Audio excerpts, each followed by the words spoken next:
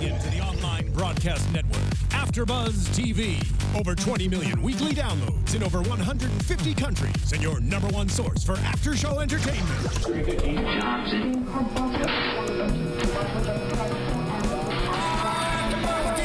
AFTERBUZZ TV, the destination for TV superfans, producing aftershows for over 300 of your favorite TV shows, interviewing celebrities and showrunners, and bringing you behind-the-scenes exclusives. All thanks to E! Entertainment's Maria Menounos, producer Kevin Undergaro, and internet leader Akamai. Now, let the buzz begin! Hi, AfterBuzzers! You are watching the AfterBuzz After Show for the Netflix show, The Unbreakable Kimmy Schmidt. I'm your host, Kylie Hodges, and who are my two fabulous hosts to my left? Sam Davidson. Joe Doyle. Welcome, guys. And if you haven't already, subscribe to us on YouTube, chat in the chat roll on the right, and you can also find us on iTunes and SoundCloud. And if you want to tweet with us during the show, the hashtag is ABTVUKS. And I'm so excited to have you guys here. Our panel switched up a little bit this week. We've got Joe in for Hannah and Danica, so welcome, Joe. We missed you. Thank you. I'm so excited to be here. I was bummed that I missed the first couple episodes, but I was on a stand-up tour down the West Coast, and now I'm here, and I can't wait to talk Kimmy Schmidt. Yay! Yay! Yeah. Well, that's not a terrible reason to miss out. Yeah, I appreciate it. Touring the West Coast being funny sounds pretty fun to me. Yeah, it was a good time. So, what did you guys think of this third episode? I had to, well, like we discussed last week about just, we're going to do it. We're going to binge watch it. So I did, and then I rewatched it to, like, you know, remember which one it was because they all bleed together. And this was one of my favorites I remembered from my night-long binge. Why was that? I liked it a lot because I think the old man was really funny, and just like the lines got funnier. Like I literally have a page like of notes just about the specific lines that were said that were hilarious. Yeah. And yeah, I loved it. What about you, Joe? It's funny because I also have a long list of just like one-liners that were just out of this world and so funny. And even in the first, like, before the actual like opening of the show, in like the, you know, the very first minute, there was already like 4 or 5 jokes that were hilarious. So that was a really cool thing. I really liked the crazy guy, but there was just moments at the end when she, like, you know, said I love you. In her native language. Yeah, there was just so many good vibes that I got from it. Yeah, I agree. This has been my favorite episode to date. However, I said last week I was going to binge watch it, but I didn't. Oh. So I'm still only up to episode 3. Have you? I'm up. I haven't. I think I'm at like 10. Okay. But I watched this one this morning. You know, with breakfast, and then I also watched it on the car ride here. We'll listen to it on the car ride here on my phone. He's also memorized the whole script. Yeah.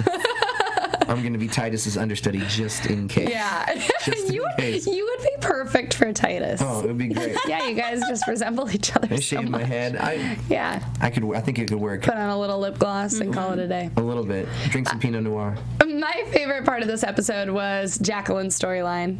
I thought it was just a funny gag to fool us into thinking that she's Native American and wears blue contacts and dyes her hair blonde.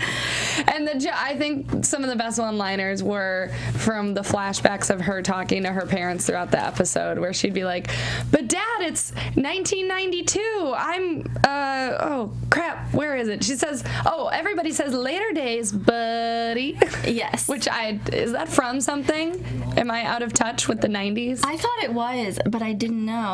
I mean, there's buddy is something, but I think that it is. Oh yeah. What is it? I can't.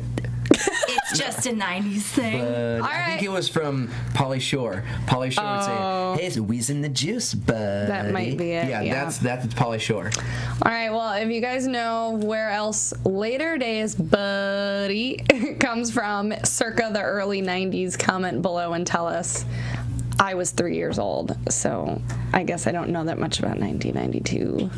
Thought I did. Yeah, I was like 5. Yeah. Oops. I was like 11. Well, then get with it. You should know the slang. That's what I'm saying. I'm 90% sure that it's Pauly Shore. That's good. I trust you. Thank you.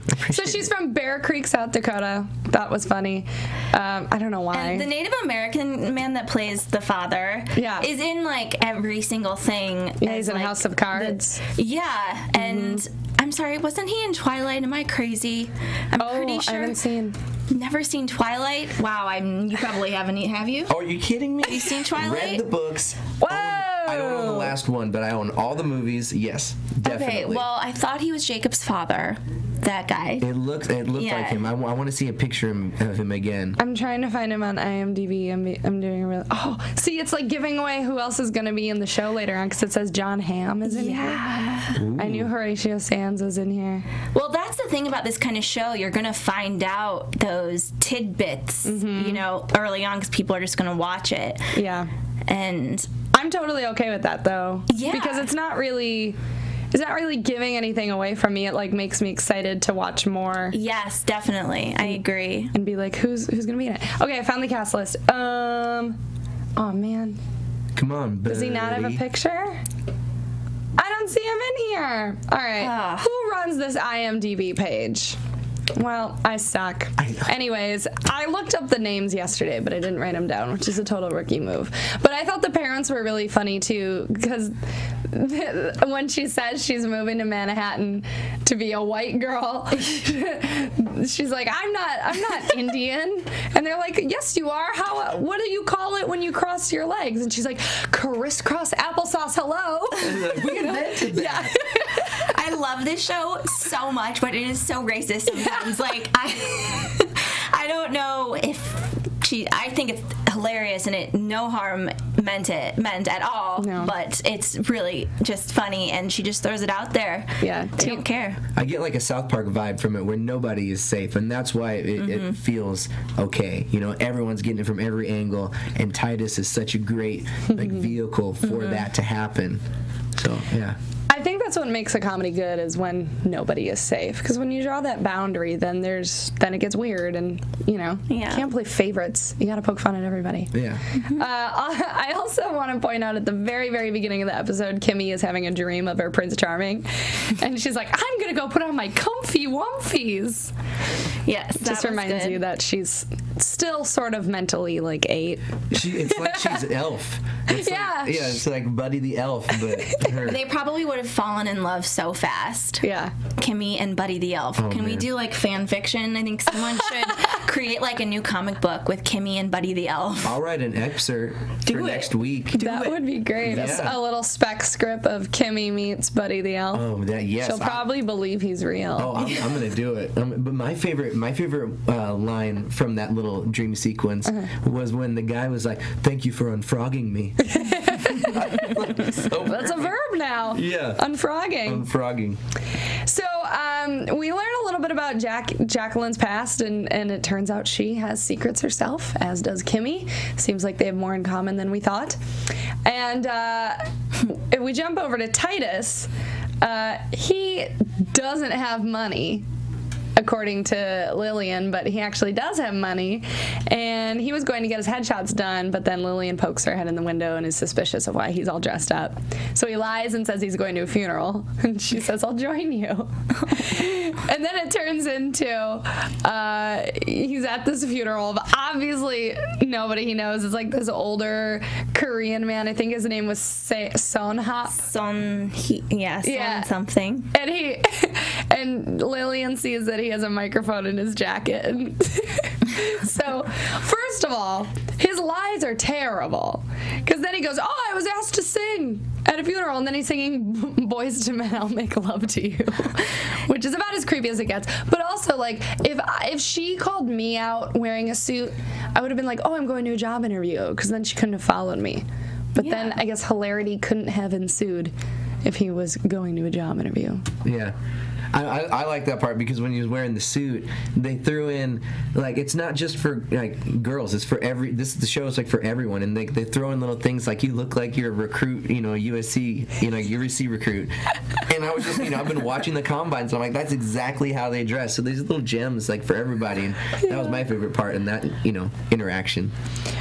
Speaking of the way people dress, so Jacqueline wants to set up Kimmy on a date. Because she's like, "You're young and you're in the city and you're single. I've got some guys who can do lunch with you." And so his name is Grant Belden. And so Kimmy goes home to get ready, and like the way she's putting on her blush is like so aggressive. Oh, it's like she's beating herself in the face. Yeah. That's how you guys do it. It's supposed to do it, right? Yeah, that's how I put on makeup. It's just like abuse. And then that's what causes eyeshadow to make it blue up here. Yeah. We beat ourselves so hard. Wait, for real? Yes, it's just a lot of self-hatred in the mirror for 30 minutes. Yeah, that's how we get ready. For beauty. But I just loved it. She was like, I've never put on makeup before. And like the way she put on lipstick, and she was just like creepily, and she was putting it on with her hand, you know, just like grabbing it really hard. And I loved, that was one of my favorite like little scenes of her. I mean, because so many of the scenes are like Kimmy into Kimmy. Mm-hmm. Yeah. Just doing her thing. Yeah. I kind of wished that she looked a little more ridiculous as the end result. Somehow she decided to just look normal. Yeah, she looks good. Actually, her dress was cute. She had like a little red jumper and then like yellow wedges, which I was like, ooh, girl, playing with some color. Okay. I would wear that. But then it's funny because she's dressed so conservatively, and then throughout the whole episode, everyone keeps referring to her as a prostitute. Yes, I love that. She's like, is everyone a prostitute now? Why? Is this how prostitutes dress? And we'd find out that her date, Grant Belden, is actually 1,000 years old. Yeah. And nuts. And has dementia, and like is convinced he's still in Germany during World War II. Yeah. And has an imaginary dog. Yes. Which was the best part about all of that. Yeah. He thinks Kimmy's a nurse, and he tells her the secret. I slept with my twin brother's wife. She had no idea. And then Kimmy grabs his hand when she realizes she can tell him secrets. And his exclamation of like excitement, I think this is to imply that he's like turned on when she grabs his hand, as he goes, hot dog. Who says that? And what generation was saying hot dog out of excitement? 60s maybe? If you're that old and you use the term hot dog when you're excited and you're watching the show and you're on YouTube, state your name in the comments below. I feel like Leave It to Beaver times, like whatever. Yeah, like those guys definitely were like hot dog. Yeah, let's bring that back. Hot dog, Wally. I don't know why I feel like I need to bring this up, but when Kimmy was getting ready, she also sprayed Febreze in the air and walked through it like that was her perfume. Oh, yeah. I actually couldn't have related to her on that, because sometimes my cast has been smelling, and I literally, I did it today, actually, before I left, and my mom's visiting, and I was hoping she didn't see. I Febreze myself, and Kimmy just reminded me that it's okay. Oh, God. You guys were also basic, because that's what I did before I came in today. Like, literally, I'm like, all right, 5:45 that I have in my car just to be ready. All right, well, we're sharing secrets. I've actually got a bottle of Febreze right under here. Febreze for AfterBuzzTV.com. Yeah, we are sponsored by Febreze this week. We're so basic. I love it. You know, I'll admit in college I might have gotten lazy, and I definitely Febrezed clothes over laundry. But Kimmy wasn't using Febreze to cover up stink. She was using it as perfume. Which was adorable. Yeah. She needs to get perfume. You know what I noticed while watching? I don't know why it popped into my head while watching this episode, but the guy who she was talking to at the bar in the first episode was also Prince Charming. Yeah. So, does that mean we'll see him again? Am I spoiling it for myself by asking this question? I just feel like if we see, do you know what I'm talking about? Yeah. I'm pretty sure it's the same actor. Wasn't he the guy that's the tutor? Yeah. The tutor is the guy she was talking to at the bar? No, the tutor was Prince Charming. Yeah. Oh, it was? Yeah. Oh, I kept thinking it was the guy she talked to at the bar. Well, then never mind. There's definitely, I was going to predict that that's a thing, because at the end of this episode, they're like flirting with each other, and he offers to accompany her to Buckley's lacrosse practice, which is so adorable. Yeah, he's really cute. Yeah. He is cute. I would date him. Me too. What about you, Joe? He's a little young for me. Is he? A little bit. Oh, he's nice and tall, though. That's true. Got that $1 million smile. Yeah. So Kimmy realizes that she can share her secrets with Grant Belden, so she grabs his hand and she's like, I'm a mole woman, and that just totally goes over his head. She goes back to Jacqueline's place, and then we see another flashback from Jacqueline, and it's a few years after she's lived in Manhattan. She's back at her parents' house, and now she looks like she considers herself looking like a fancy prostitute. And her line about how she thought her parents taught her stupid things and was like, for example, you're not supposed to use all parts of the buffalo like the poop. Yeah. And her mom was like, told you to use the poop. Although I would like to say, isn't buffalo poop what buffalo chips are? What? Oh, yes. And didn't they use those? Isn't that like fertilization? Well, buffalo chips, they can be used for... Sam's like, shut up, Kylie.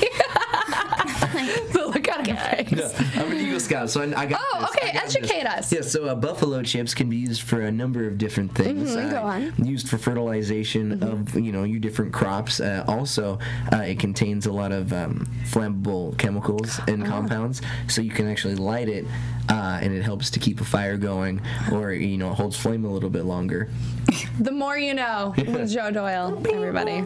Thank you for that. You're welcome. Education. Wow. Thank now you. if I need to start a fire, I'll just find some buffalo poop. Yeah, or a lighter. So Jacqueline's talking to Kimmy, and she's like, how was your date? And Kimmy was like, it was great. And then Jacqueline's thinking out loud, and she says, at first I thought, should I be worried? All of his wives have died in boating accidents. Yes. She was like, I would die any day for him on a boating accident or something. What was it? To justify getting a Fifth Avenue apartment in Manhattan. Oh, my God. I mean, I feel like good real estate is worth the sacrifice. Yeah, you got to give a little to get a little, right? So obviously, I mean, Jackie, there's no doubt about her. She's always just hustling for the bigger, better, shinier thing. And if that means marrying a gross old man who's never around, then so be it. But so she wants Kimmy to go down the same path as her. And so she sets up Kimmy with a second date for dinner at 3 p.m. And Kimmy goes back and realizes that it's just not enough to talk at him. She needs someone to listen. Poor girl. Well, this all started with her really needing a therapist. Yes. And she still needs a therapist. Yeah. This was supposed to be in substitute of it turned into a date, but it was supposed to be substitute of that. That's why she asked Jacqueline. So it's just funny, she needs people to talk to, and she's been like Jacqueline might be even crazier than her, which is saying a lot. Yeah. I love Jacqueline though. I think she's my favorite character. When Kimmy is back at the house, she's talking about these dates, and the tutor makes a comment about, it must be nice to be cute enough to get set up on dates by Jacqueline. Ooh. Yeah, and she gets all nervous and has a cell phone in her hand, and so she just goes, what? Hello? Like it's suddenly ringing. So Zanthippe is on to her. And I have a feeling that is going to be throughout the whole season, is Zanthippe trying to nail Kimmy and find out her secrets. A thorn in her paw. Yeah. Yeah. Well, what? I feel like Kimmy's the thorn in her paw. Oh, right. And so she's trying to get that thing out of there as fast as possible. Yeah. Well, she's getting there, but she hasn't figured it out yet. She doesn't even really believe if Kimmy Smith is her real name. From Middletown, Ohio. South Dakota. Oh, no, Ohio. Yeah, that's right. Yes, Ohio. that's where I'm from, and there is a Middletown. It's, I think, where the Amish people live, actually. Oh. So that would kind of make sense. Yeah. The more you know with Sam Davidson. Yeah. When I think of a fun fact, I'll let you guys know. We should do a trivia night. Yeah. Yeah. Trivia with the Unbreakable Kimmy Schmidt house. So another thing about this episode was Jacqueline at the end stands up for Kimmy and grounds Zanthippe, which is huge. Because in the last episode, she's like scared of her. Yeah. And she was like, oh, did you ground her? Did she call you a MILF and then say not and run away or whatever? But she had like this awesome monologue where she was like putting Zanthippe in her place and calling her spoiled. And the thing about the lipstick, is that what you were going for? No, I was going to talk about when Jacqueline said, well, when she thought that I just can't say Zanthippe, whatever. Zan. That she was pregnant. She was like, she thought she was saying she was pregnant. She goes, well, just tell people it was Kimmy's. Yeah, like, Kimmy's the mom. We'll just give Kimmy a baby. Like, how are we going to take the pregnant belly and put it on Kimmy? I liked the lipstick thing, though. Yeah, it was so... She says, oh, I think I wrote it down somewhere. Take that awful lipstick off and then let me borrow it because it looks awesome. Yep, your greatest accomplishment in life is pulling off that lipstick. It looks great on you. And then she grounds Zan, and then at the end of it, she turns to Kimmy and goes, white people, am I right? Oh, Jacqueline. You're my favorite. She is just awesome in their relationship. Her and Kimmy's is great because at first I was really worried that Jacqueline was going to be the mean, like, gross, rich boss, but they actually help each other. Right. Kimmy needs a friend, and Jacqueline actually needs a friend. Yeah, exactly. And Jacqueline's been pretty good to Kimmy. Once Kimmy won her over at the end of the birthday party, she's been pretty loyal to her and, you know, trying to set her up on dates and kind of, you know, taking her side of things. And she even, she helped lure Grant Belden away from her when they realized that he was crazy. And she apologized to Kimmy, which I thought was not a characteristic Jacqueline was capable of having, was apologizing to somebody for making mistakes. So, yeah. I think everybody likes a charity case. You know, like, everyone wants to make over someone, or like me and my buddies saw this guy at work that was, you know, we took him out and, you know, tried to gussy him up and give him a little more confidence. I think everyone likes a little project. Aww. Yeah. So you think Kimmy is Jacqueline's little project? Oh, 100%. She's a friend and a hobby, 2 in 1. Well, I'm anxious to see what else Jacqueline does with her because they're both nuts. So hilarity ensues with those two together. So back to Titus. My favorite character. He's singing. Okay, yeah. He's a close second for me. I love everybody on this show. Like, they're all characters. Yeah, they're all so unique. They're at the funeral. Titus is singing "I'll Make Love to You," and it's totally weird. They run away from the funeral, and Titus reveals to Lillian that he actually has money. Well, Lillian saw him, so he admits it.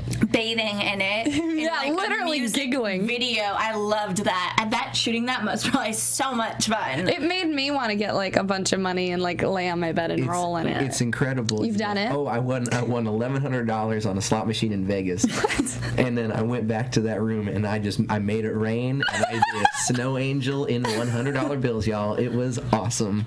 So you gotta try it. Oh my god. Yeah, it was great. Were you clothed? Well, yeah. Okay. Yeah, Did you take pictures? No, I didn't. I definitely would have made a video. Yeah. Wait, actually, there's a video of me making it rain on YouTube on my channel. Good, great. Yes. Now's the time to promote it. Oh, he forgot his own. Because there's one channel that I have the password to, and the other channel I can't remember the password to. It's J Doyle 925. To watch Joe Doyle roll in raining money. Make it rain. J Doyle 925. Yeah, so you guys got to try it. Just take some money out from your bank account. You can deposit it later. You don't have to spend it. You know. It's a great little tidbit. Treat yourself. Little factoid from Joe. So Titus reveals to Lillian that he has the money, and he gives it to Lillian and says, fine, take it. And then she says, no, I feel wrong taking this from you. You need to go get headshots done. And then they're both standing on the street corner with like $200 in their hand, and then a robber runs by and takes it. Womp womp. Nice suit, rich guy. So now he really is poor. And that's the episode. That's what you get. You know what I love? We just kind of glanced over. Lillian is also, I really enjoyed. And that moment when she was like, if I would have known that you need to share your talent with the world. Oh, I know. I want a landlord like that. My landlord's a jerk compared to that. There is no landlord quite like Carol Kane. Yeah, that's true. She's great. This is driving me nuts that I cannot figure out the name of the actor who plays Jacqueline's dad, and so I'm like ferociously searching. Look for the guy on Twilight and see if it's the same guy. Yeah, backtrack. Oh, I'm looking at House of Cards because I'm confident he's on there too. You know what? We're gonna do the little Googles. Yeah. Who plays I'm on the case as well, you guys. Jacqueline's dad Should I sing? in the Unbreakable? No, you're gonna listen to me type. This is riveting for Thank you. This is great. Booth with the save. Oh my God, I'm not good at finding things quickly. Wait, Ronald? Oh no, I'm wrong. Okay. Oh my God, the internet isn't working. I give up. I'm gonna write it in the comments below later. Yes. When I have better internet. AfterBuzz needs to get better Wi-Fi, or it's my laptop. I don't know what's up. Anywho, let's jump into predictions, shall we? Oh, these are gonna be hard now. I know. And now, your AfterBuzz TV predictions. Joey, you go first. You're the new host here. All right. I want Kimmy to find love. She was so close, and it's endearing. And I don't know. Maybe it's because, I had a dream about I had a baby last night, and and I was totally cool with it. And so I want them to find I want her to find love too. You know. You seriously dreamed you had a baby last night? Yeah. Someone just gave me a baby and said it was mine, and I was like, oh it's incredible. I'm not like I birthed it. I thought I had a dream that I was a mom last night. For real? I'm creeped out. That is creepy. I usually have those dreams and then I drop it. Is this Inception? No, now I'm creeped out. No one gave me a baby. I just happened to have one. There was no anyone handing it to me. Is this does anyone know anything about dreams? Does this mean we're gonna end up as foster parents or something? Because I'm real irresponsible, guys. Yeah, I need at least 10 years to get my affairs in order. This kid is gonna get taken from me so fast. You're still playing in money. You can't be a father. No, not at all. Not at all. The kid's gonna be like, "What, Dad? I need that for books." Yeah, Dad, please stop throwing the money in the air. I need to eat. That's all we have for food this month. Get off of it. Leave me alone, kids. Go watch Netflix. You're gonna be a great dad, Joe. I know. That's why I want Kimmy to do it, take care of all that. I just want her to find love. Yeah. I'm gonna be a terrifying dad. Sam, what about you? I want her to find love. I also want her to find a therapist. I think that having someone to speak to about her experiences, finding more about her experiences, and those mole women, they have more to say.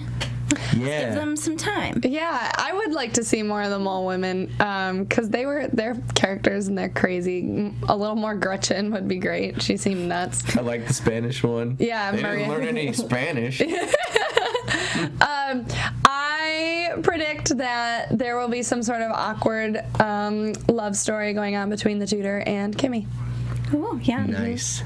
So that's that, and I would just like to pat myself on the back for resisting temptation to watch ahead, but I'm sure I'm the only person in America who has not gone past episode 3 yet. So with that being said, we will be back next week with episode 4, and would you guys like to tell the world how to find you on the social medias? Oh yeah, on the medias you can find me at JoJo Doyle on Twitter and Facebook.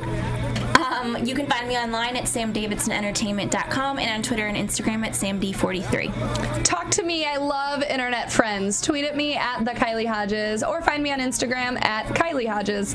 Thank you so much for watching. We will be back next week with more Unbreakable Kimmy Schmidt. Adios!